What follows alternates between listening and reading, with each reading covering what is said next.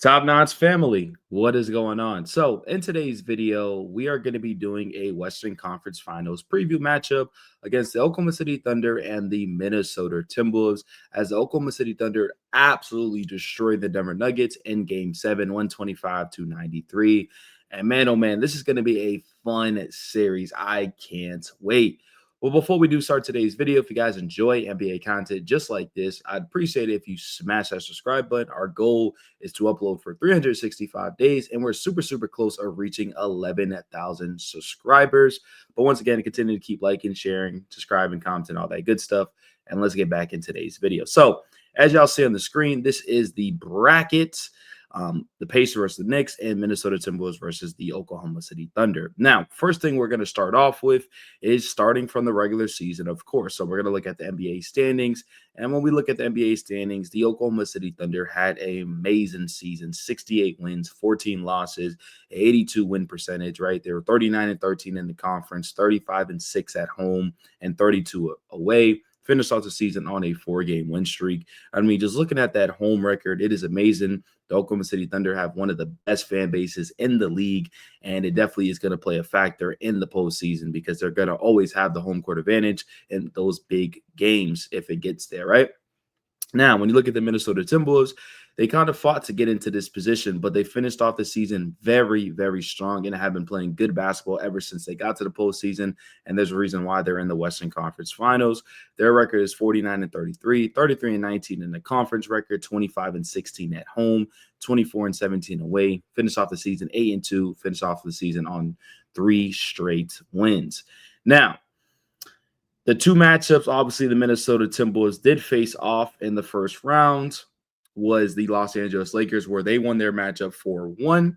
And then in the second round, the Minnesota Timberwolves faced off the Golden State Warriors, where they won 4-1. So this team has only went to 5 games in the playoffs, which is going to play a factor, in my opinion. I mean, it's not going to play a factor as much because OKC is still fairly young. But for the Oklahoma City Thunder, which I'm going to put back on the screen right here. I'm sorry about that. Go back to the playoff bracket. So the Oklahoma City Thunder, right, they beat the Grizzlies 4-0, and then they fought a tough-fought series against the Denver Nuggets 4-3. Now, what we're going to look at is how these players are playing during the postseason so far, right? So we can start off with the Minnesota Timberwolves. Their leading scorer obviously is going to be Anthony Edwards, which he's playing amazing. In 40 minutes of action, he's averaging close to 27 points a game, 8 rebounds and 6 assists, 1.5 steals. Their second leading scorer is Julius Randle, which is leading the team in assists and also is averaging 24 points a game, which is amazing, and 6 rebounds, which is awesome. And then Jaden McDaniels offensively has been playing better. Naz Reid, Rudy Gobert, Dante D, Mike Conley, and Alexander Walker, which they usually run an 8-man rotation anyways, right? Then when we look at the Oklahoma City Thunder, which, I can't wait to break this down looking at the depth. When we look at the Oklahoma City Thunder, when we look at their team right here, obviously their leading scorer is going to be Shea, averaging 28 points a game. He finished off that series against the Denver Nuggets very strong. That's a Shea that we all know. 6 rebounds, 6 assists, 1.3 steals. Jalen Williams averaged 19 points a game. Chet averaged 16. Hartenstein averaged 10. Caruso averaged 9. Dort averaged 8. Wiggins averaged 7. Casey Wallace averaged 4. Joe averaged 5, right? So that's kind of what they really roll with. But, I mean, they can go deep. Now, let's just get straight to it because I'm excited. When you look at who has the edge of depth, it's tough because when you look at the Oklahoma City Thunder, their starting 5 is good, but they can switch it anytime they want. Alex Caruso was amazing defensively and offensively during that Denver Nuggets series. He's a great piece. You could try to compare Caruso and Dante D, which Dante D has been struggling shooting the ball, and he's not really a great defender. So I'm going to be rolling with Caruso for the depth, right? But then when you look at Naz Reid, I'm taking Naz Reid over Wiggins and Casey Wallace. I just personally like that matchup.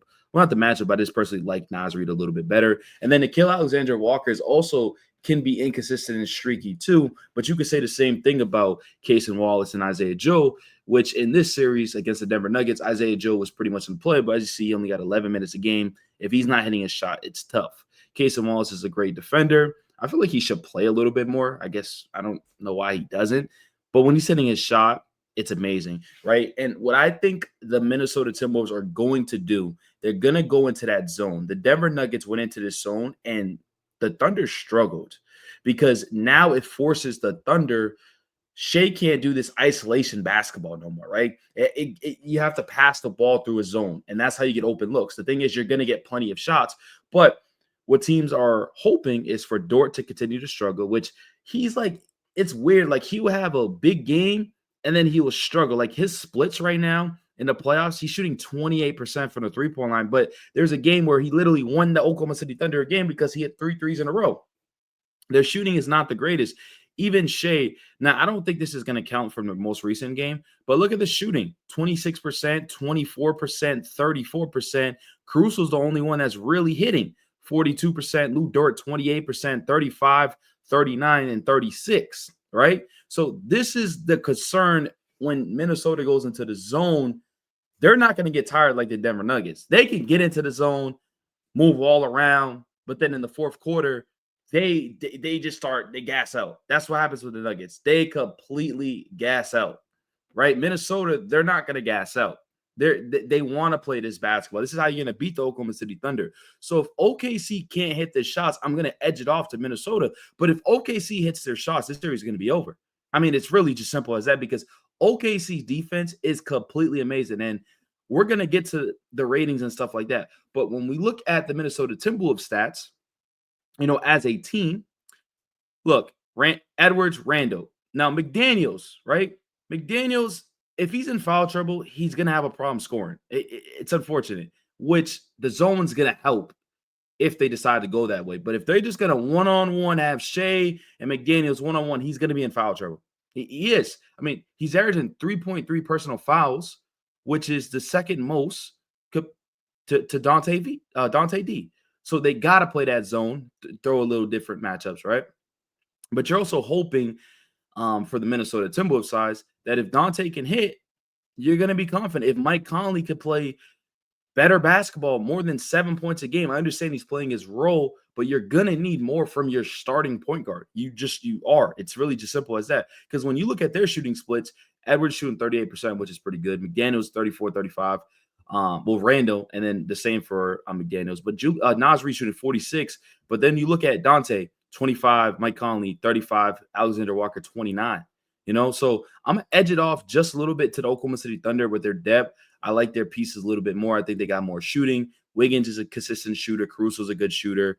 Now, when we look at the second options, Julius Randle, in my opinion, is the player I trust a little bit more over J-Dub. J-Dub has been very inconsistent throughout the playoffs, and that's a concern to me because if obviously if Shea's not going to have a good series, which obviously I think he will, but if he's not going to have a good series, J-Dub and that last series showed like it was concerning, right? I'm seeing OKC fans talking about, if we don't win game 7, it might be time to trade J-Dub. Like that's where it's at with him. I'm glad he bounced back from game 7, but look at the inconsistencies since the series started. 16 points, but he was 5 for 20, 2 for 9. That's not going to get it done. 17 points is cool, 6 for 11. But then this is what you want. 32 points, 11 for 21. Cool. But then he goes 10 points, 2 for 13. Then 18 points, and then 6 points, then 24. The inconsistencies got to stop. So I trust the number 1 and number 2 over Shea and all these other players. So, I give the OKC the depth, and I give Minnesota just the star talent a little bit more over obviously. Okay, so now we're going to look at the offensive ratings. When we look at the offensive ratings, the Oklahoma City Thunder are literally ranked number 3. Number 3, guys. That's impressive, And then not only they're ranked number 3, and then you see the Minnesota Timberwolves right there at number 8, but defensively, they're the best defensive team in the league left. Their defense gets their offense going. If they're struggling, they pressure you with Caruso. They pressure you with Case and Wallace, Lou Dort. Look at this, 107.5. Minnesota is in the top 6. So Minnesota's top 6 and 8, but OKC is top 3 and 1. This is going to be a battle. I'm going to edge it out to Oklahoma City Thunder. See, I got y'all in the beginning. I said I was rolling with Minnesota, but just had to break it down for you guys. But I'm going to be rolling with Oklahoma City Thunder to win this series. Like I said, their defense is amazing. I don't know if Minnesota can handle the pressure. In the season series, I believe it was 2-2. But I can't wait for the series. Can't wait to see what happens. Let me know in the comments what you guys think. Continue to keep liking, sharing, subscribing. Appreciate y'all. Love y'all, and I'm out.